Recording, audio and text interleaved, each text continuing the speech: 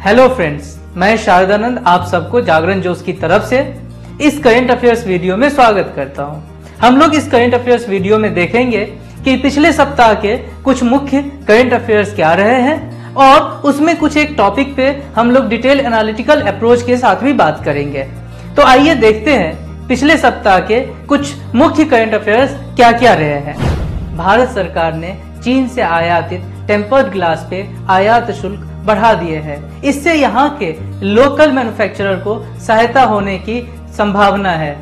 हरियाणा सरकार ने blue whales games के खिलाफ स्कूलों में एडवाइजरी इशू की है।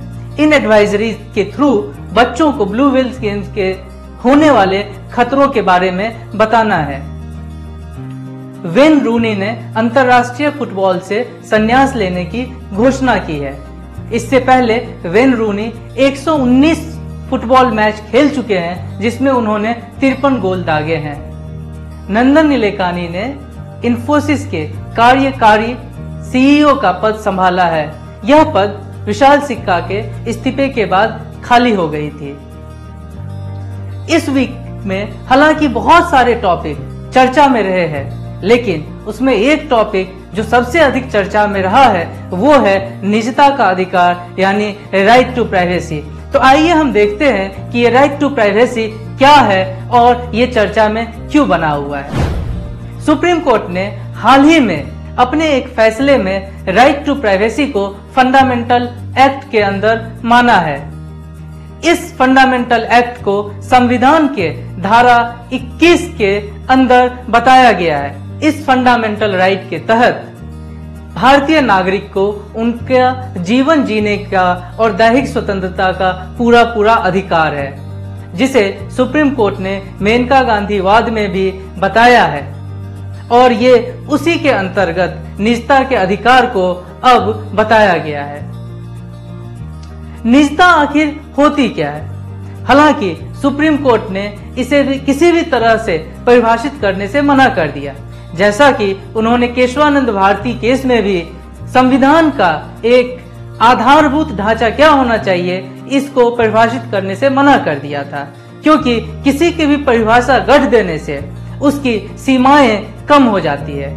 इसीलिए निजता को हम किसी भी तरीके से परिभाषित नहीं कह सकते हैं, लेकिन फिर भी अगर हमें कहना हो तो हम कहेंगे निजता किसी भी व्यक्ति का वो अधिकार है जिसके अनुसार वो किसी भी बाह्य व्यक्ति का, बाह्य संस्था का अपने अंदर हस्तक्षेप नहीं चाहता है। इसका असर क्या होगा? इसका असर सीधा सीधा भारत सरकार द्वारा आधार कार्यक्रम जो चलाया गया है कि आधार में सभी भारतीय को इकट्ठा करने का जो एक बहुत ही बड़ा अभियान चलाया गया है, उसको एक धक्का जरूर लग सकता है। लेकिन भारत सरकार ने इसके साथ ये भी कहा है कि सुप्रीम कोर्ट ने इसी निजता के अधिकार में युक्त प्रतिबंध का भी एक वहां पे एक ऑप्शन दे दिया है गवर्नमेंट को। इसका मतलब कि किसी विशेष कारण में सरकार के पास ये पूरी स्वतंत्रता रहेगी कि वह इस प्रतिबंध को किसी भी व्यक्ति के ऊपर डाल सकता है। दूसरा असर सेक्शन 377 जो नाज फाउंडेशन केस है एलजीबीटी अधिकारों के तहत, उसके ऊपर भी इसका असर देखा जा सकता है। असर यूं होगा कि अगर एलजीबीटी अपने बंद रूम में, अपने बंद कमरे में क्या कहते हैं, अगर सरकार को इससे कोई मतलब नहीं है क्योंकि यह निजता हर उस आदमी का अधिकार होगा, तो एलजीबीटी के लिए भी अब यह अधिकार हो जाएगा कि वो अपने में क्या करते हैं। इसलिए सरकार को फिर से इसके ऊपर रिविजिट करना पड़ेगा। इस वीडियो को देखने के लिए बहुत बहुत धन्यवाद। आप और भी बहुत सारे करंट अफेयर्स पढ़ सकते हैं हमारे वेबसाइट www.jagranjosh.com पे। यहाँ आपको बहुत सारे करंट अफेयर्स मिलेंगे, बहुत सारे करंट अफेयर्स से रिलेटेड वीडियो मिलेंगे।